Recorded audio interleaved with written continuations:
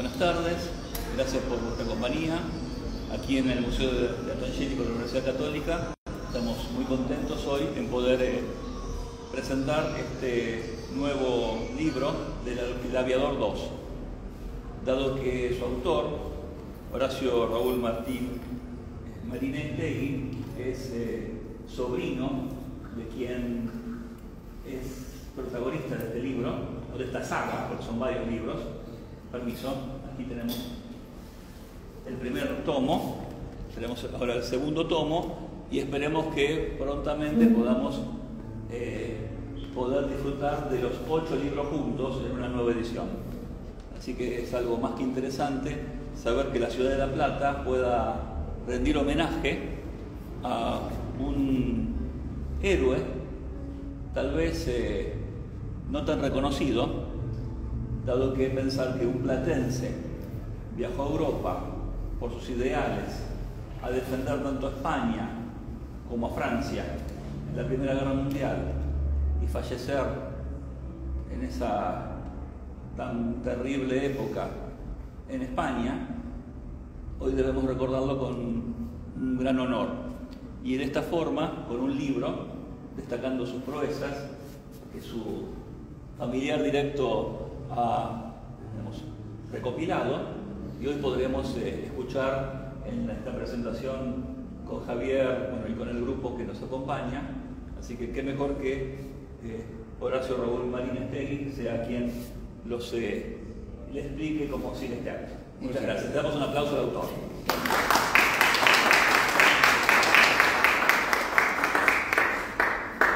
Bueno, yo me encontraría la pelota a Guillermo. Claro. Bueno, no sé, buenas tardes. Lamento haber venido caminando, porque me hace bien a mí, pero no le hace bien a los demás. Es la verdad sumamente agradable estar acá, en este lugar que es tan lindo y yo la verdad no conocía, y estar acompañando a Horacio, quien gracias a la amabilidad de Sandra nos hemos conocido en este 2024, y para mí ha sido realmente muy interesante, muy importante, porque conocí una historia que como platense primero me sorprende, luego me enorgullece y tercero me obliga a trabajar en su divulgación. Es una historia que merecería ser conocida por todos y que probablemente esté postergada porque ha ocurrido hace mucho tiempo, y las cosas se van comiendo unas a otras, inclusive las historias, pero bueno, siempre hay un plato fuerte que uno tiene que guardar y respetar para ocasiones especiales. Por eso yo quiero pedir un aplauso para Horacio, realmente.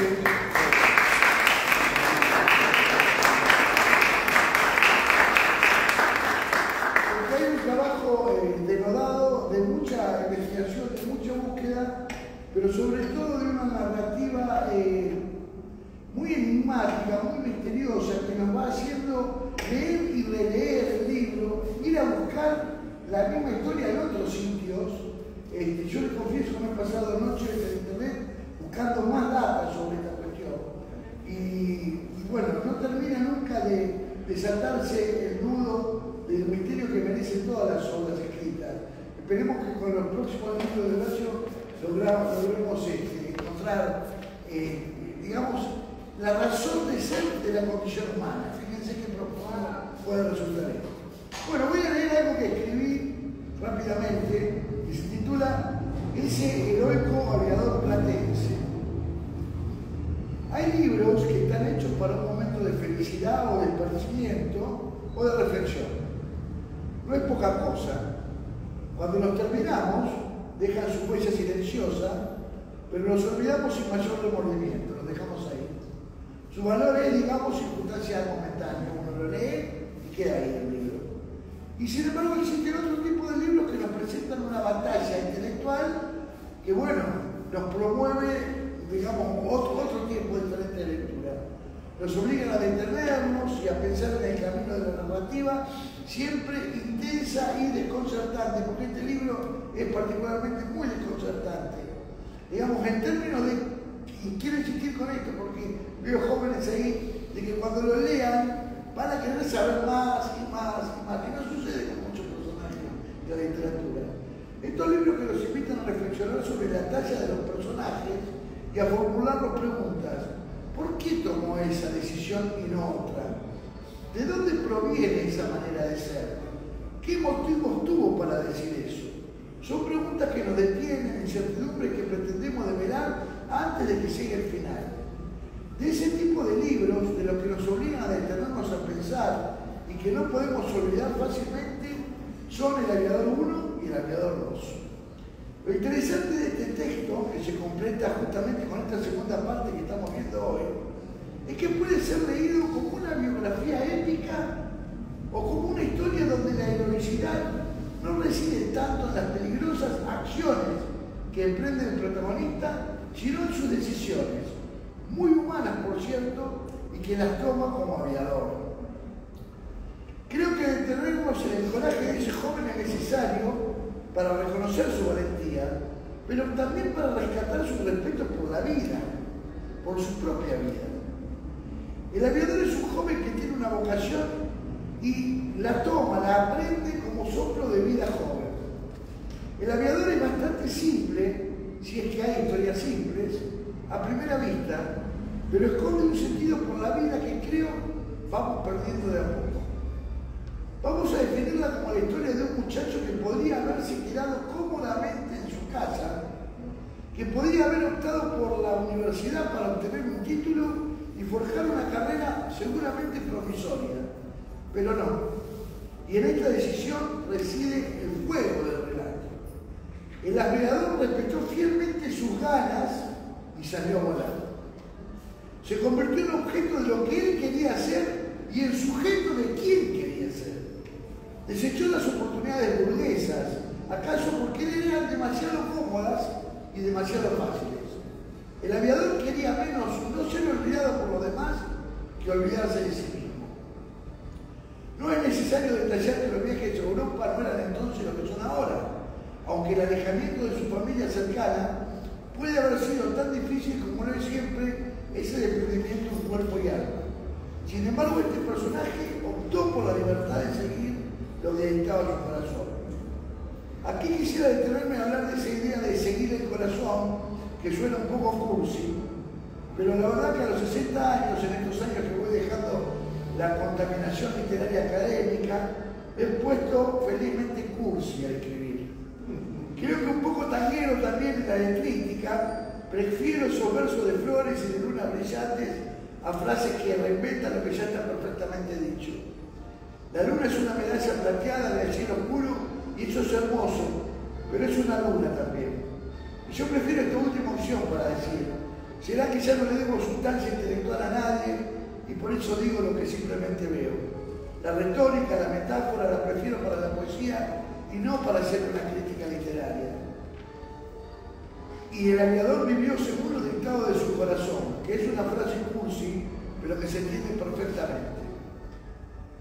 Al no mencionarlo va dejando de existir incluso como idea. Recorremos un camino falso, lleno de tentaciones frágiles, repleto de materia engañosa, con poses ajenas. Ya no entendemos a los dictados del corazón. Es claro su mandato, pero decidimos no escuchar al corazón. ¿Acaso porque es cursi? Porque es una cursilería tan sencillo. Sin embargo, este joven heroico aviador decidió seguir el mandato de su corazón. Me parece muy apropiado hablar de esto, pararnos un momento en esta cuestión. Este joven que quiso ser aviador fue aviador. Aquellos primeros años del siglo XX eran tiempo del modernismo y del romanticismo francés. Atrás habían quedado los siglos españoles, con su rígida prosa y trabajosa poesía. Y yo creo que el aviador de este libro es parte de ese movimiento que todavía anida, late entre nosotros y que es el modernismo.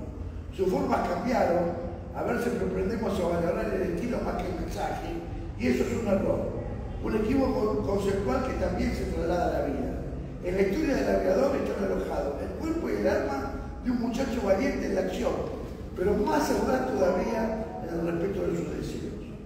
Cuando leía El Aviador, recordé estos versos de aquel poeta Horacio que decía: qué descansada vida la del que huye del personal ruido y sigue la escondida senda por donde han ido los pocos sabios que en el mundo han sido. Quisiera confesarles que me quedé varios días pensando en un episodio que el aviador cuenta en su relato de la página 28, del libro 1. Está en Tetuán, antigua capital del protectorado español de Marruecos, donde ya ha ocurrido unos años atrás una guerra trágica y donde luego vendrán otros no menos terribles. El aviador platense está allí con su cámara Kodak, tomando fotos para enviarla a su familia. De pronto ve lo que él describe como un árabe sentado en posición bizarra en el marco de un ventanal. Se acerca a este hombre, se presenta ante él, le pide permiso y lo fotografía. No voy a adelantar nada, pero sí diré que este es un hecho crucial en la vida del aviador. Pensemos que en Tetuán había cientos de árabes, pero sin embargo el aviador repara en ese en particular. ¿Acaso su corazón le está dictando algo intraducible? Tal vez el destino le está indicando algo que no logra descifrar en el momento. El aviador es un libro breve, aquí corre de lo bueno y breve dos veces bueno, pero más allá de esa condición de historia, estoy seguro, le va a dejar una huella y además lo va a dejar pensando. Es más que una historia de rojo con matices bélicos y aún policiales y políticos. Es una historia cuya gravitación no puede ser eludida. Nos dejará una marca, cumple con lo tanto con el precepto fundamental que cualquier libro persigue: quedar en la memoria, no morir en la última letra. Cuando lean el libro podrán volar, lo harán junto al aviador y lo harán libres. Todo gracias a un joven hebreo que siguió lo que le dictaba su corazón. Muchas gracias. Muy bien.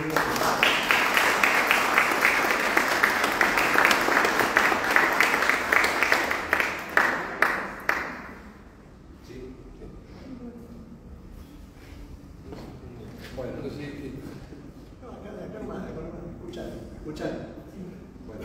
Bueno, muy buenas tardes. Mi nombre es Hugo Márcico, soy el presidente de la Sociedad Argentina de Escritores SADE Filial La Plata. La Sociedad Argentina de Escritores, para los que no lo saben, es la primera sociedad de escritores que se fundó en la Argentina hace 96 años por Leopoldo Lugones, escritor. Y acá en La Plata estamos hace 27 años con la SADE Filial La Plata. Y para nosotros es una gran satisfacción estar hoy aquí compartiendo la presentación del libro de Horacio, que es socio de la SADE, con esta presentación magnífica siempre de Claudio, que él se considera un gran periodista y que no tanto escritor, pero que es un gran escritor y también periodista, ahora en su tiempo, con Javier Miloni. A mí me están acompañando también directivas de la Sociedad de Escritores SADE, como Selva Simón, como Luisa Ramírez. También agradecerle a Sandra Campos, que ella es un poco el nexo siempre entre todos nosotros. Nos va conectando uno a uno y vamos pudiendo hacer cosas. Así que para nosotros también es una satisfacción como platense, ¿no?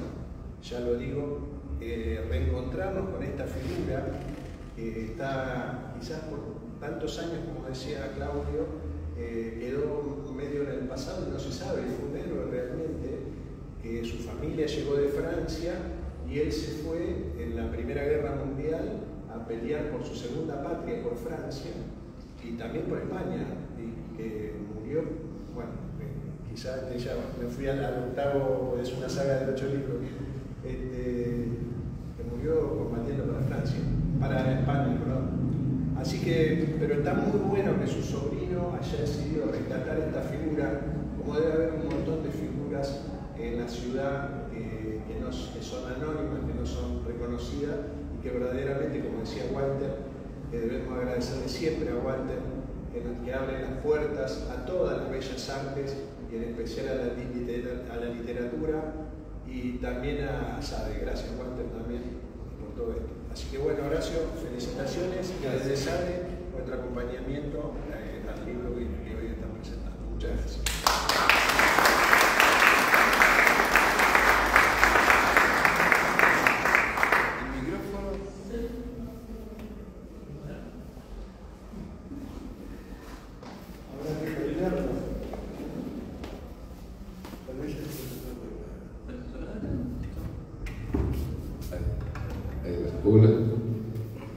yo le agradezco infinitamente a Claudio, que es de la prosa muy generosa, y es un amigazo. Si nos conocemos hace poco, es un amigazo. A Hugo Márcico y a Guillermo Pilia, ausente por otras razones. Ahora le paso el micrófono a mi editor, que lo conocí hace poco.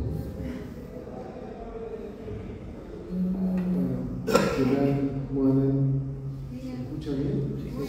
Bueno, sí, yo voy a usar el micrófono. Simplemente para hablar en relación no solamente al libro, a la segunda parte de esta saga que hoy estamos presentando aquí, sino también para hacer alguna referencia a la primera idea con la que nos encontramos una noche tomando un café. Estábamos tomando un café con Sara. Yo recuerdo que esa noche ya nos comentabas la idea que tenías de querer llevar adelante la escritura de la vida de este tío que fue un héroe entre dos guerras, ¿no? Ha participado en dos guerras. Ya desde ese primer momento había algo en Horacio, una necesidad de plasmar en libros, en distintos momentos, la vida de este tío. Y se puso el proyecto al hombro y le fue dando forma. Por supuesto, Horacio ya venía escribiendo durante sus largos años de profesión. Él es médico psiquiatra, distintos artículos, pero más vinculados hacia sus oficios, hacia su profesión. Y yo creo que diste el salto, Horacio, a una escritura más alegórica, si se quiere, más literaria, ya más cerca de lo que quizá pretenda, ¿por qué no?, transmitir alguna emoción, como las que vos seguramente debes haber sentido al escribir estos libros. Así que ya desde ese primer momento, Horacio nos habló de su tío. Y la verdad, bueno, en lo que a mí respecta de este libro, he tenido también el compromiso ya desde el primer volumen del Aviador. Yo puedo hablarles sobre todo del proceso de edición de estos libros, de cómo tal vez lo fuimos trabajando en conjunto en largas noches y también a través del teléfono, ¿no? Cuidando, como decíamos, los detalles, respetando sobre todo el texto y lo que Horacio quería decir con cada cuento, con cada palabra. Y este vínculo, este juego que hace con el destino de su tío, y también otros relatos que recuperan un fragmento de nuestra historia quizá bastante triste, hace que El Aviador 2, este volumen, sea la continuación, yo creo que también de una forma de pensar de Horacio, porque estoy convencido de que cuando uno escribe lo hace obviamente, ¿no?, con toda su experiencia encima, Y cuando hace ese recorte, Horacio nos está mostrando el camino por donde él quiere llevarnos. Y en ese sentido, estas emociones, estos pequeños fragmentos, hacen que hoy sea posible estar presentando la segunda parte de este libro. Así que, en particular, gracias, Horacio, por haber confiado en mí. Nos conocemos de toda la vida.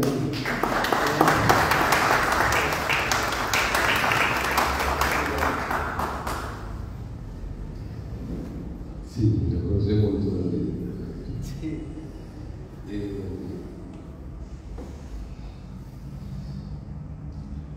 Yo voy a decir pocas palabras.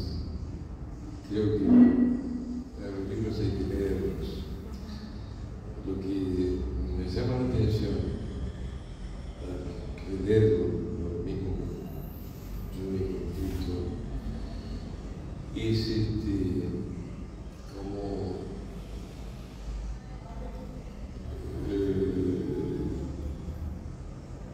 preguntarme por el deseo de que el pasado, de querer meterse en la zona más caliente del planeta, primero en la guerra del 14,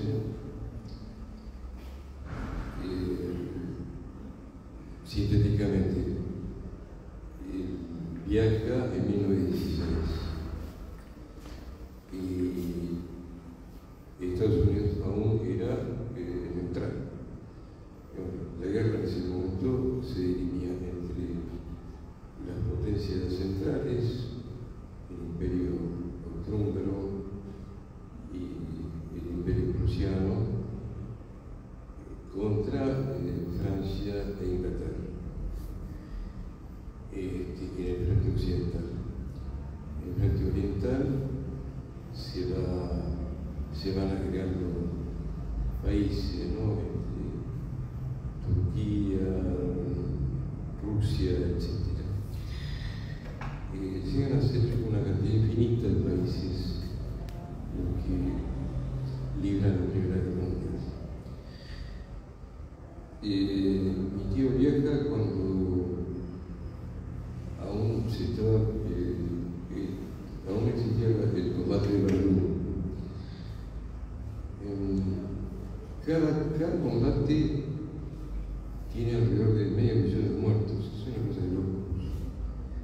Es una época donde no hay antibióticos, no hay quimioterápicos, la penicilina, la sulfa, en la década del 20, del 30, así que cualquier herida era potencialmente mortal.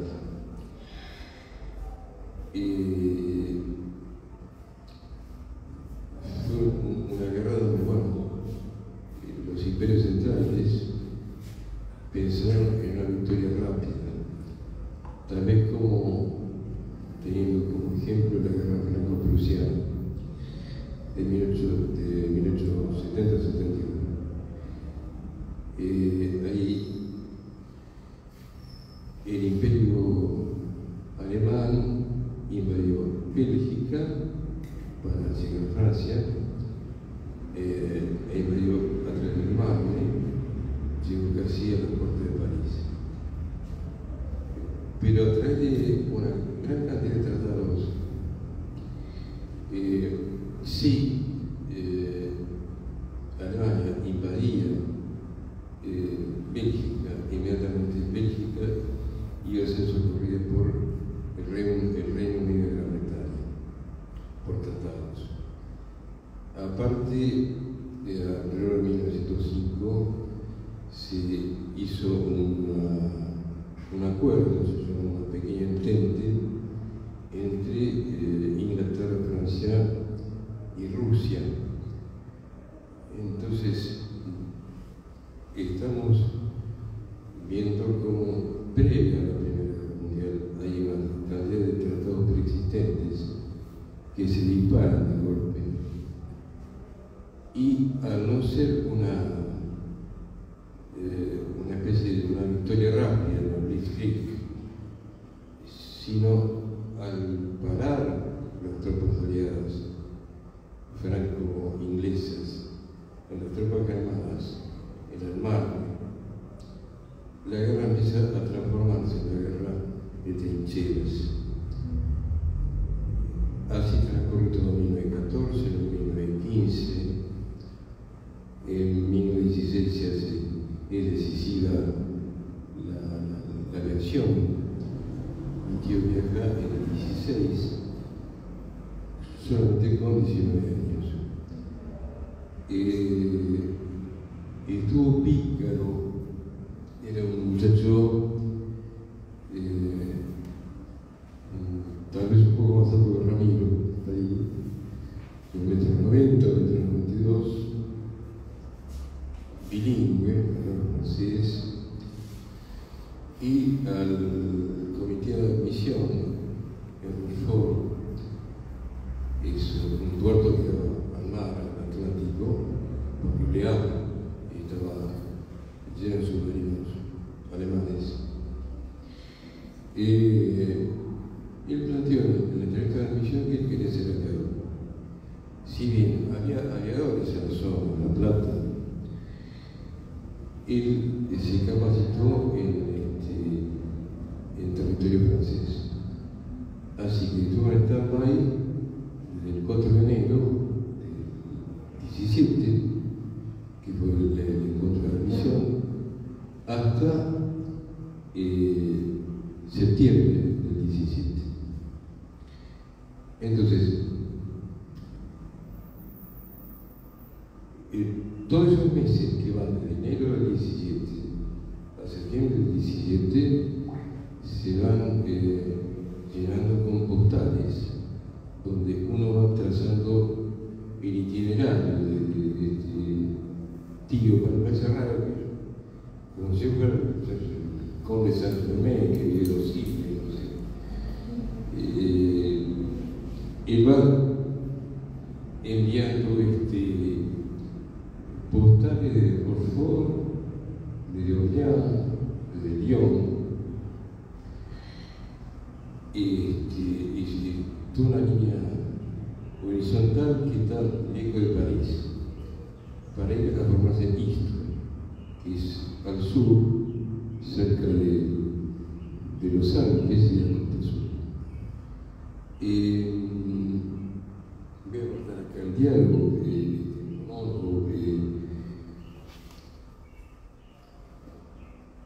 acá es donde entra la cuestión literaria, pues no se trata de hacer una biografía.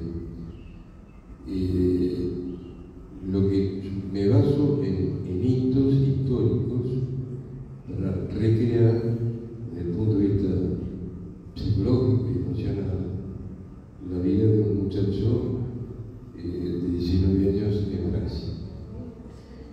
Entonces lo hacemos vivir en el invierno, en la nieve, caminar en la nieve, trotar en la nieve, tomar café en cafecitos, escuchar a parroquianos, leer los jornales, informarse cómo asesinaron a Sancho B, que es el socialista, era antiguerra. Sancho B quería, le parecía disparate, de acuerdo al socialismo internacionalista de la época, que hubiera una guerra entre proletarios. Los proletarios británicos tenían que ser solidarios con los franceses y con los alemanes, para Sancho B era un disparate. Por supuesto, a los 2 días lo asesinaron a Sancho B, no era una época para bien pensantes ni para ideales que ya eran del siglo XIX, el socialismo del siglo XIX.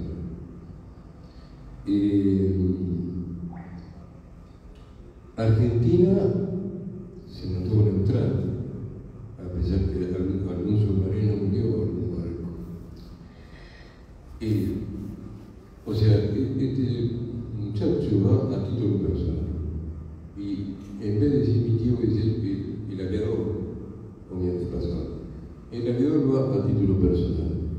se presenta, está en stand-by, hace un recorrido, hace una escapada hasta París, conoce París,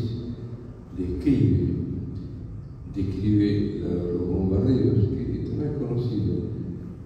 Alemania bombardeaba Londres y bombardeaba París a través de cepelines. En el tomo 1 aparecen imágenes de las bombas de los cepelines que llegan casi hasta el metro.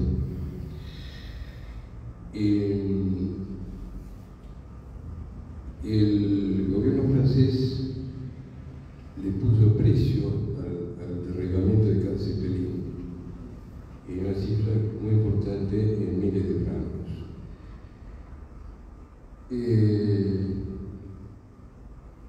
Se capacita en Istres, eso es sur, casi el mar, casi el Mediterráneo. Inmediatamente empieza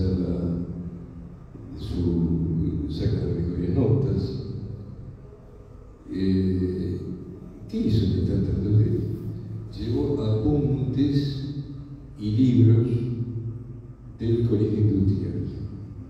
Él hizo la secundaria, hizo la escuela de profesor entre 1912 y 1916 en el Industrial de La Plata.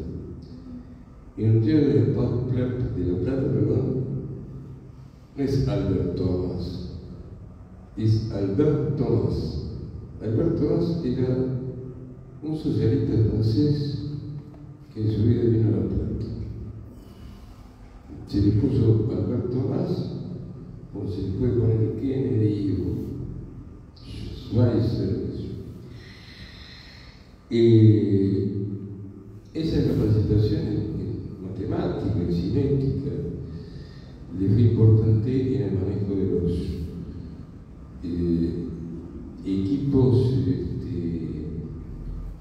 elementales que tenía la máquina en aquel momento. Finalmente voy a Santiago, viene participa en una batalla importante que es Le Semiel, que no aparece una batalla que no aparece en ningún lado. Semiel, como si uno dijera San Miguel, si una H es una posición ofensiva de los alemanes dentro del territorio francés. Con el refuerzo norteamericano, Norteamérica recibió una apretada por parte de Inglaterra. Vamos. Entonces es un empate demasiado grande. Con ese empate demasiado grande, están sufriendo los mismos pueblos de Francia, de Inglaterra, de Alemania, estaban pasando hambre y tenían necesidades de alimentos y necesidades de fármacos. Ahí recién Estados Unidos envía una fuerza expedicionaria con el general Pershing. El aviador va a estar bajo las órdenes de Pétain en Francia. Y va a haber una discusión entre Pétain y Pershing sobre qué hacer una vez roto el empate militar. Pershing quería ir a Metz, que es Alsacia y Lorena, y Pétain dice no, hay que hacer una carrera al mar, hay que ir hasta las costas británicas. Y lo que se hace, termina la Primera Guerra Mundial, el Kaiser Wilhelm II escapa hacia Holanda. Hay mucha agitación obrera en Alemania. Está Rosa Luxemburgo con un movimiento espartaquista.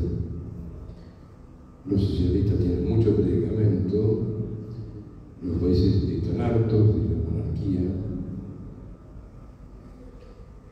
dentro de Francia misma estaban hartos del gobierno, y en Inglaterra estaban hartos también del gobierno.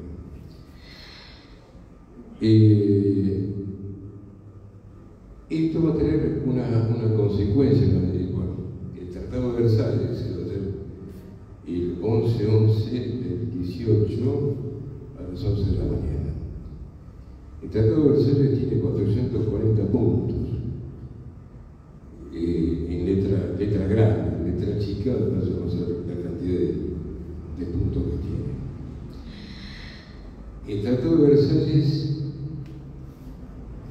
es conocido por la insatisfacción que trae, sobre todo en el territorio alemán, en el territorio perdidoso. Y las exigencias de la guerra, de las reparaciones de guerra, son las que más ira van a provocar en el pueblo alemán. Aparte, durante la Primera Guerra lo que va a haber es un fortalecimiento del Poder Ejecutivo, en detrimento del Legislativo y todo lo demás.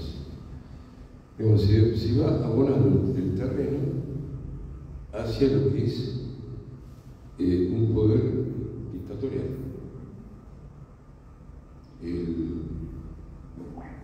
Cae la República de Weimar y ahí enciende Hitler.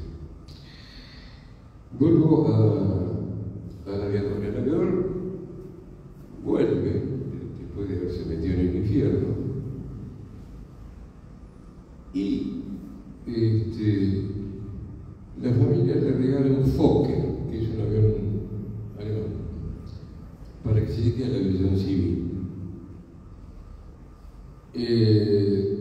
El gobierno francés le regala 6 aviones de reconocimiento, dorados. Y en el dique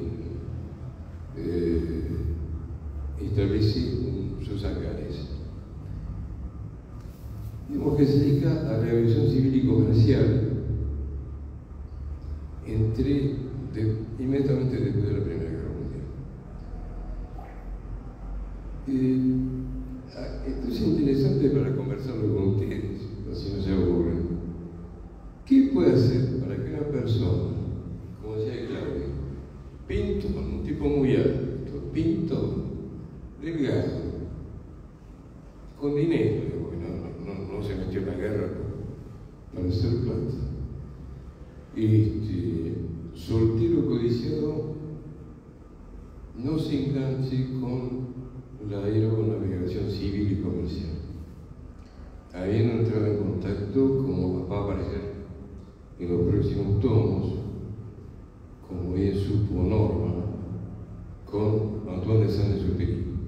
Antoine de Saint-Exupéry va a tomar la posta de lo que empezó aviador, y va a tomar la posta de la aviación aerocomercial. Y descarta la aviación aerocomercial. Sabe que los aviones son frágiles. No es una cuestión que por una fatalidad él va a morir después en Marruecos, porque es la condición inherente de un aviador, saber que con esos avioncitos era muy fácil tener accidentes. Tuvo muchísimos accidentes.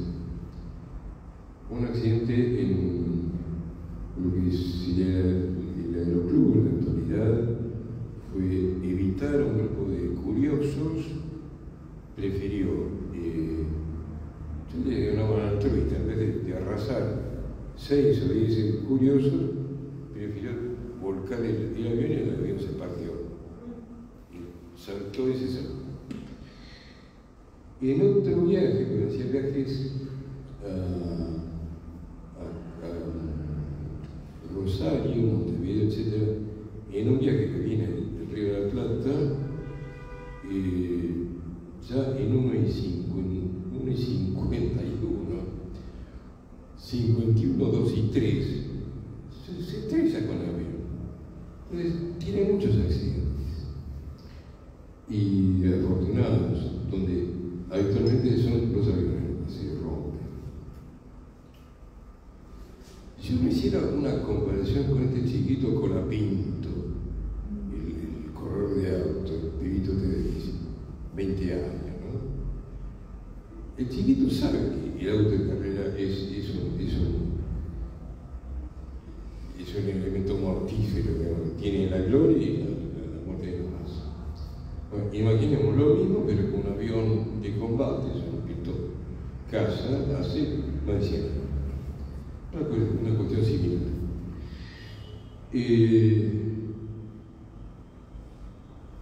Hago un salto. España tiene una derrota militar importante con su protectorado o colonia con Marruecos. En julio del año 21 pierde 13.000 soldados de huella, 13.000 soldados en una batalla que se llamó anual con doble anual. Acá es donde esto es como un gatillo para este hombre, para el antepasado. ¿Qué hago yo? Es la reconstrucción. Sobrevolando La Plata y tirando un papelito de vino trapiche, porque hacía también propaganda de vino trapiche, ¿no? Entonces, que se sacaba tanta cosa de vino trapiche, tenía un premio. Entonces, acá es donde le toca el costado heroico. Yo no soy un estúpido, es como que él hubiera dicho, yo no reconstruyo. Yo soy un héroe. ¿Qué hago tirando papelitos de vino trapiche? Vamos a meternos otra vez en la boca del lobo. Entonces, ¿va a dónde? A una zona otra vez caliente. Marruecos se ha convertido en una república independiente, la República del Rif. Estaba manejado por un guerrillero árabe muy hábil, Abdelkrim, y los países que habían participado en la Primera Guerra Mundial lo abastecen, digamos. Los ingleses que armas a los dos bandos, ¿no? La pérfida unión. Alemania ya que también la había perdido, bueno, pero pudo vender gas mostaza para la aviación, así envenenaban lo que fuera. Y los franceses ayudaron a los españoles a constituir una legión extranjera. Acá es donde se engancha nuevamente este tío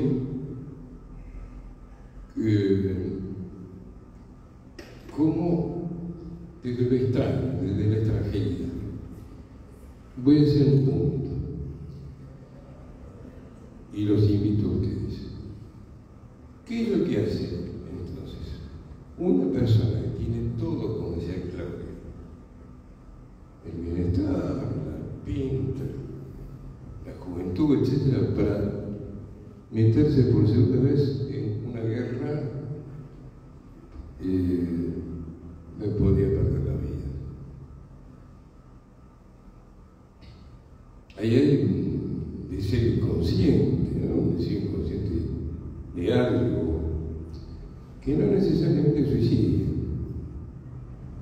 Hay una atracción.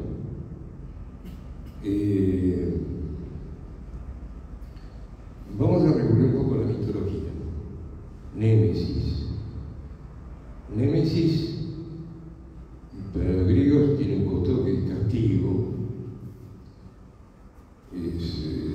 Pero por otro lado es castigo cuando no hay una ecuanimidad.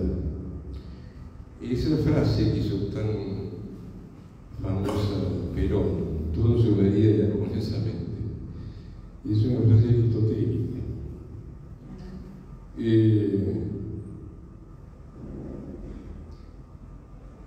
Némesis castiga a los excesos, a lo que no está en su medida y armoniosamente.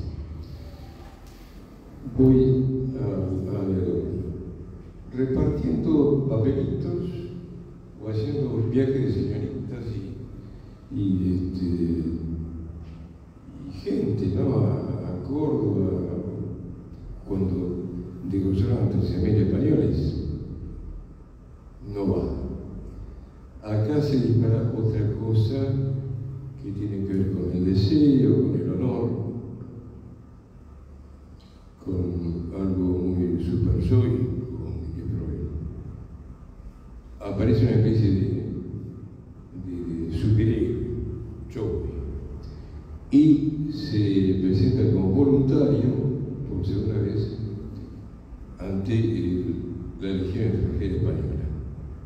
Va con 2 argentinos más, con Fausto Arturo Iglesias y con José Escala. Esos personajes aparecen en el 1. En el 2 aparece sobre todo el combate de Saint-Denis, que es cuando se perfora la línea defensiva alemana.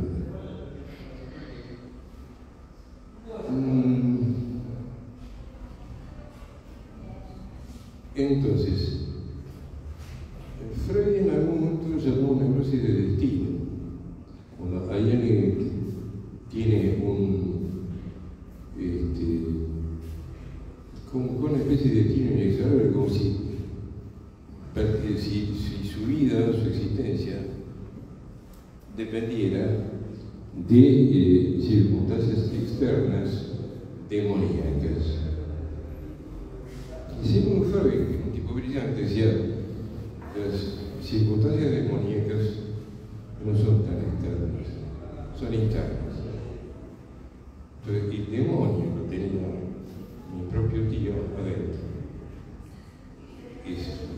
No es que choca con un risco y entonces el risco en algún momento va a aparecer, o algún balazo va a aparecer.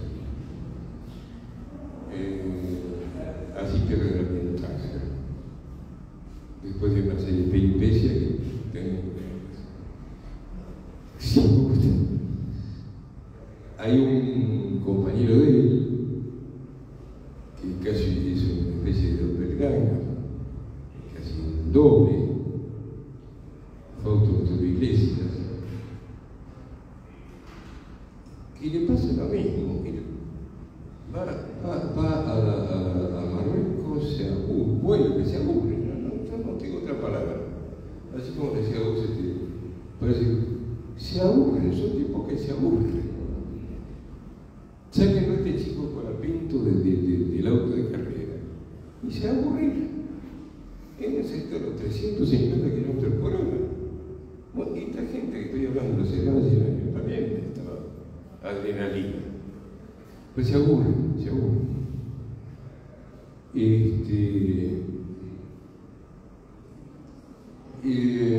Fausto Iglesias revela de qué manera murió mi tío, murió cegado por una tormenta.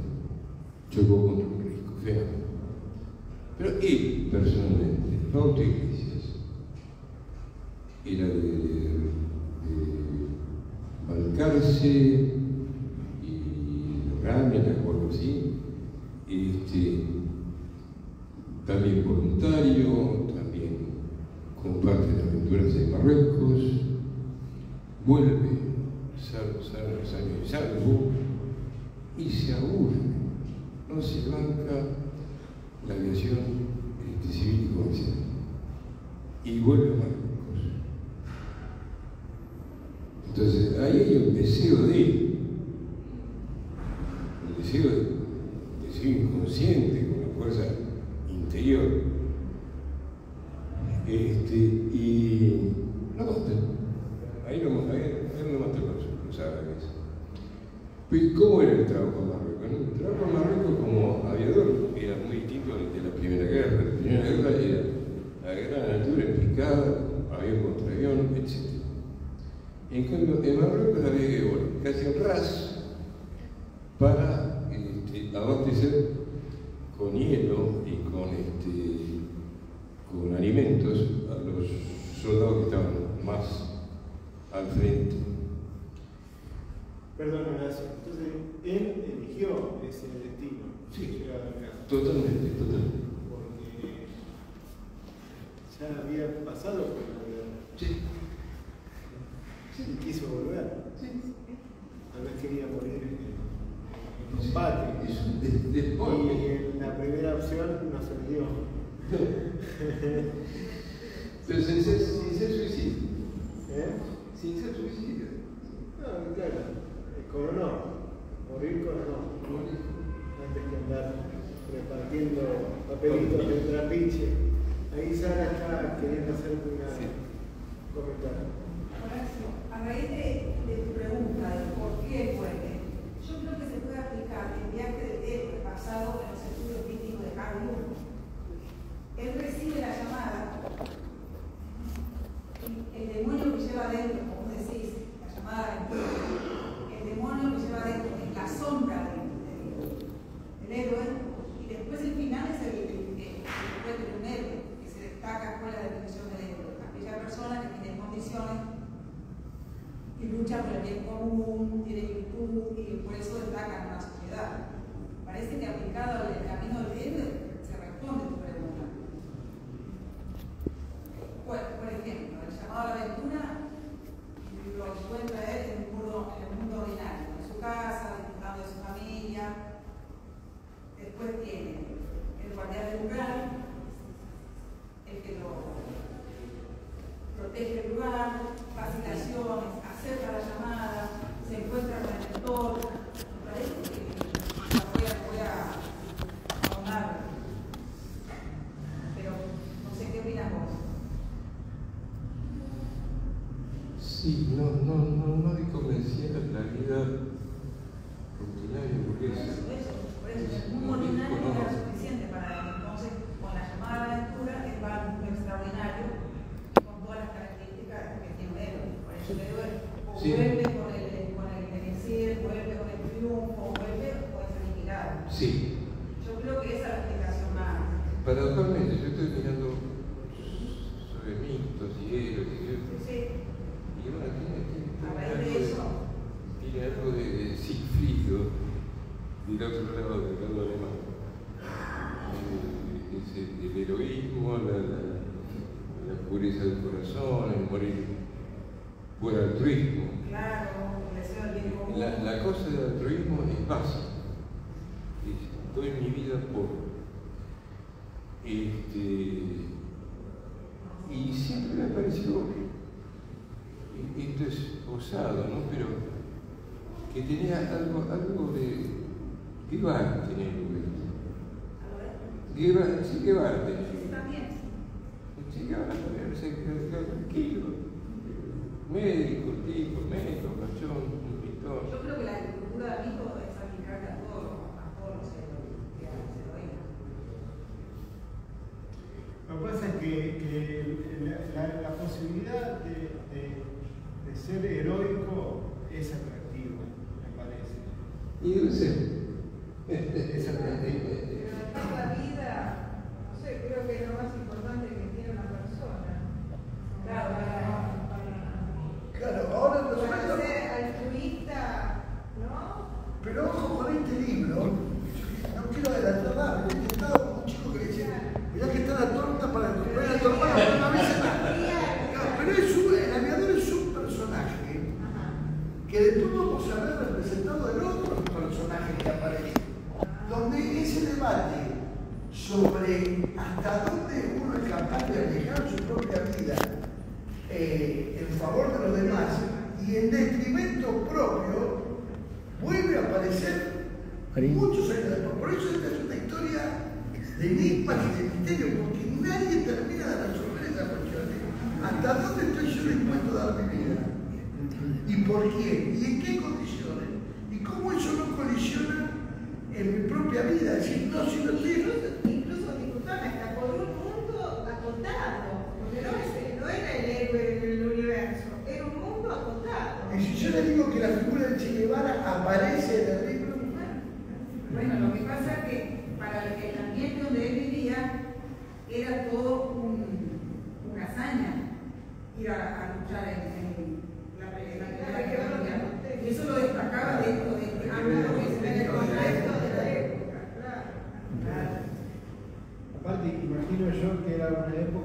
los ideales de cada uno eran suficientemente fuertes como para decir, bueno, La edad que el tenía, o sea, una edad de juego realidad. la vida en esto, ¿no? Claro. Hoy ya está un poco más, No, me parece más yo- planeado los ideales, ¿no? No, pero eso No sé quién hoy sería capaz de entregar su vida por una causa. Igual, bueno, vivimos de guerra en guerra, así que está ahí. Bueno, de alguna manera. Por muchos muertos. Sí, por supuesto. Está también el siglo que sucedan estas cosas. Sí. Pero bueno. Pero tiene que suceder algo fuerte. Para redondear, les comento que aquí en el museo hemos tenido durante mucho tiempo a un artista que falleció este año, José Luis de Leo. Tiene muchas obras, él era platense por adopción. Su obra está acá en el museo, en la entrada de las esculturas de él. Su hijo, Natán de Leo, hace 4 años se fue a vivir a la Tierra Santa y ahora está luchando en Israel. Así que todavía hay jóvenes que dan la esperanza de